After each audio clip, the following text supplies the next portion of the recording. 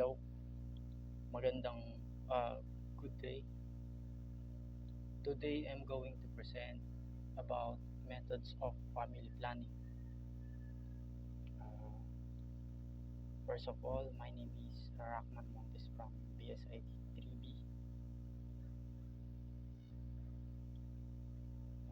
Let's have the introduction. What is family planning? Family planning is the practice of controlling the number and timing of children in a family. It helps couples achieve desired birth spacing and family size, also promotes maternal and child health and improves quality of life. And there are four objectives. First is understand different methods of family planning, identify natural and artificial methods, recognize benefits and side effects of each method, and the last one is promote informed decision making for reproductive health. Let's dive in. And there are three classifications of family planning methods. First is natural methods, and the second is the artificial or modern methods, and the third one is permanent methods. Let's discuss first the natural methods. What is natural methods? Natural methods, it is rely on observing natural signs of fertility and abstaining from sex during fertile days. Ibig sabihin, ito ay nagre-rely sa pag-o-observe ng natural signs kung fertile na ba ang isang partner na babae upang maiwasan ang pag-sex during ng fertility days. At meron din itong 4 types. Ang unang types ng method na ito is ang calendar method or rhythm method. Ito ay nagbe-base sa menstrual cycle tracking. Inaalam nila kung kailan nagsimula ang menstruations ng isang babae. At doon nila binabase kung kailan yung safe days. Ang pangalawa naman is yung basal body temperature. Observes temperature changes after ovulation. Yun na yun. At ang pangatlo is yung cervical mucus method. Monitors changes in vaginal discharge. Minomonitor nila yung pagbabago ng vaginal discharge o yung menstruation. At ang panghuli is ang lactational amenorrhea method. Gumagamit sila ng breastfeeding para maiwasan yung ovulation. Ang advantage nitong natural methods is wala siyang side effects, hindi siya mahal, wala kang mga gastos, acceptable in most religions. At ang disadvantage nito is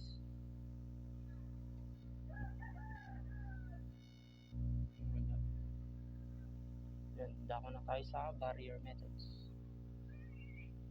Ang barrier methods naman is ito is pang-prevent sa sperm para mag-meet sila ng egg cell ng isang babae.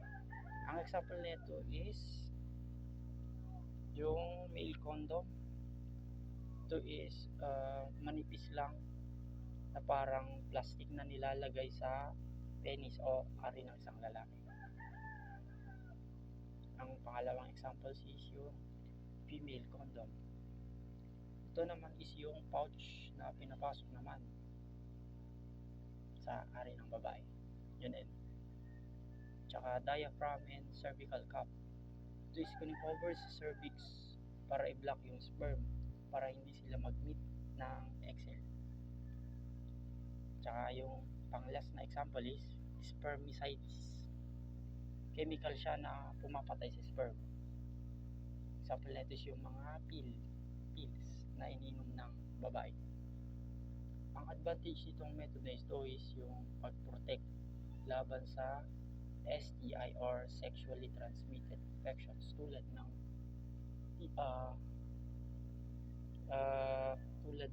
yung sakit na nakakahawa, yung AIDS, HIV, parang gano'n. At ang disadvantage naman nitong methods ito is must be used correctly. Dapat talaga is ginagamit siya ng tama o angkop para ma-reduce yung sensitivity. Ang sumusunod naman na methods is yung hormonal methods. Ito is use hormones to prevent ovulation. Thicken cervical mucus or thin the uterine lining. Ang example nitong methods na ito is yung oral contraceptive pills. Ang pag-inom ng pills araw-araw. Pangalawang example is yung injectable contraceptives. Ito ay sinasagawa every 1 to 3 months. Meron ding implants. Ang implants na ito is naglalast siya o tumatagal siya ng 3 to 5 years. Tsaka meron ding hormonal patches. Ito is pinapalitan weekly. Tsaka pang-last is yung vaginal rings. Worn 3 weeks per cycle. Ang advantages nitong methods nito is mataas siya yung effectiveness or efficiency siya gamitin.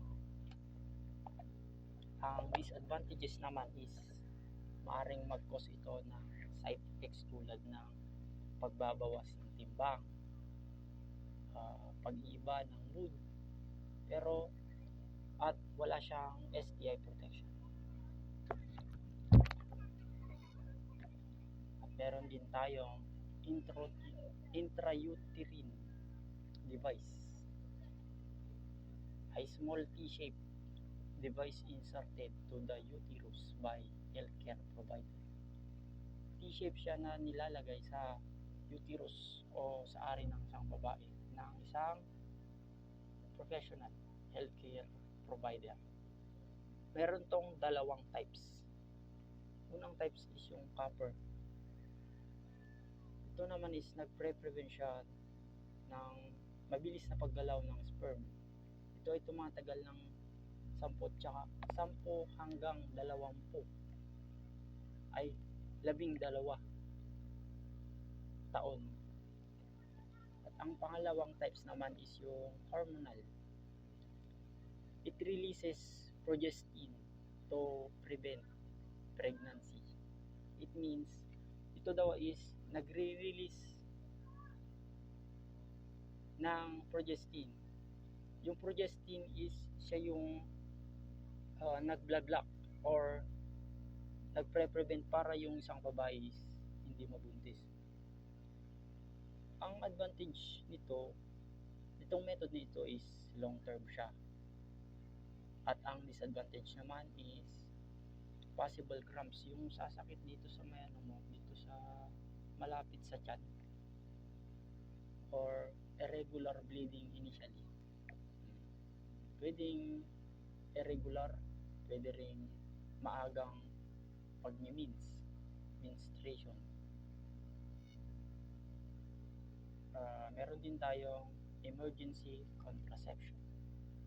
Ito ay ginagamit para maiwasan ang pagbubuntis. Pagkatapos na hindi protektado paggagawa ng or paggamit